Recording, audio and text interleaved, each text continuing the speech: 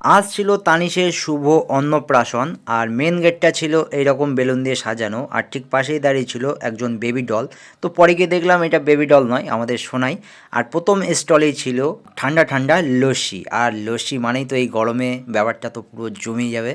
আর আমি তো 2-3 glass already নিয়ে নিয়েছিলাম আর ভালোও লাগছিল। চলো তানিশের সাথে একটু দেখা করে আসি। আর দেখলাম তানিশ তো ঘুমিয়ে পড়েছে, আর আজকে তোর কেমন কষ্ট হচ্ছে বুঝতেই পারছি। আর সোনাই ছিল ঠিক তানিশের পাশেই, ওর খুব ভালো লাগছিল, ওর হাতটা ধরে রেখেছিল। আর এটা হলো অন্নপ্রাশনের কেক, দারুণ হয়েছিল কেকটা। আর সোনাই একা একা বসে আছে চেয়ারে। তো সোনাইকে কেমন লাগছে তোমরা অবশ্যই জানিও। এবার চলে যাব ভুরি ভোজনের দিকে। পোলাও আর চিকেন কষাটা তো আমার দারুণ লেগেছে, তার সাথে মালাই চমচম। বাকিগুলো আর বললাম না, তোমরা একটু দেখে নিও। তো ভিডিওটি কেমন লাগলো অবশ্যই জানিও। আর ডেকোরেশনটা দেখো কত সুন্দর করেছে। আর সোনায় দেখো চুপচাপ বসে আছে। তো দেখা হচ্ছে নেক্সট ভিডিওতে। Tata, bye bye.